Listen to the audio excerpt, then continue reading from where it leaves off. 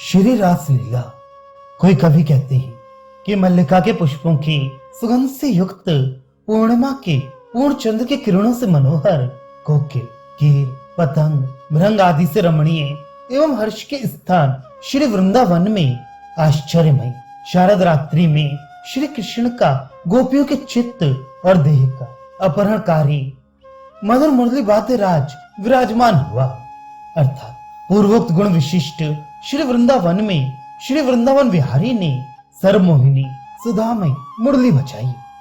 श्री माधवेंद्र पुरीपाद कहते हैं कि श्री कृष्ण के अधरामृत रूप माधुरी के भार को वहन करने वाले श्री हरि की लीला राधिका मुरली के इस मनोहर शब्द ने हिरणियों के, हिरण नैना वनिताओं के एवं वनवासी मुनियों के मानसिक आनंद को विशेष रूप से विस्तारित किया। श्री माधव चक्रवर्ती जी कहते हैं कि जिन्होंने बजती हुई मधुर मुरली के द्वारा सकल गोपियों के चित्त को चंचलित बना दिया एवं जो गोपियों के अधरामृत पान के प्रति सतृष्ण हैं, वही श्री कृष्ण आप सबकी अनिष्ट से रक्षा करें। श्री रूप गोस्वामी जी की उक्ति है, अरे सखी, आज मेरे वेशभूषा रचना में अधिक विलंब न करो, मेरे हाथ को छोड़ो, मैं तो अब आधा श्रृंगार किए हुए ही श्री हरि के पास जा रही हूँ, तनिक देर भी यहाँ नहीं ठहर सकती, कारण कि ये मुरली प्रगल्भ दूती के समान बुलाने के लिए गर्जना कर रही है। श्री जीवदास वाहिनीपति कहते हैं कि परम सुंदरी कृष्योदरी गोपियों ने अनादि सिद्ध शुद्ध कर्म रूप अपने भाग्य को श्री वृंदावन की निकुंजों में श्री कृष्ण के रूप में मूर्तिमान प्राप्त किया।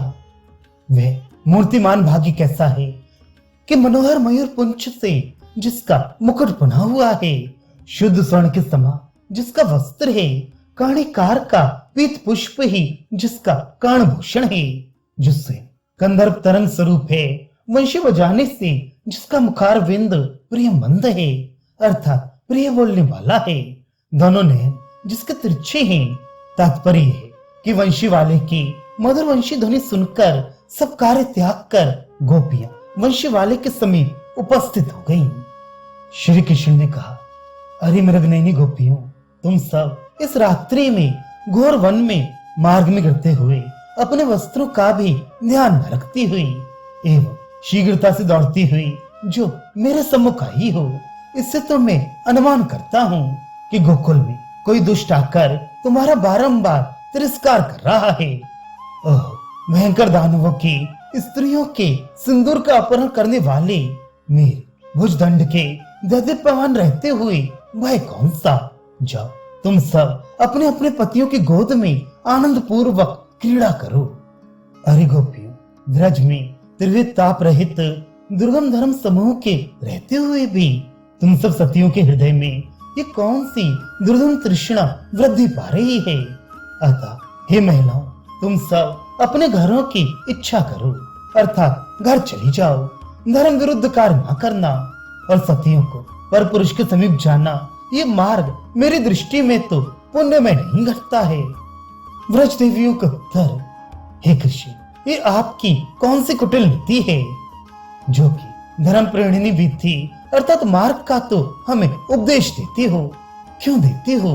कृपा करो, प्रसन्न हो जाओ और अति खलमुख वाली अपनी शिष्या मुरली को शिक्षा दो।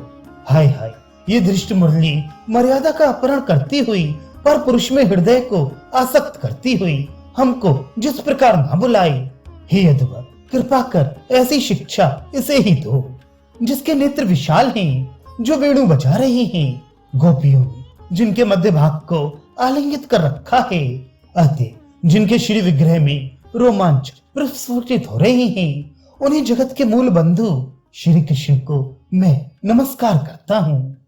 केली को पिता अश्रु कर्षित मुखी श्री राधा रास विषयक रस को त्याग कर जब श्री यमुना जी के पुलिनों में चली गई, तब श्री कृष्ण भी उनके पीछे पीछे उनके चरणों की प्रतिमा में चरण धरती हुई जो चली तो शरीर रोमांचित हो गया।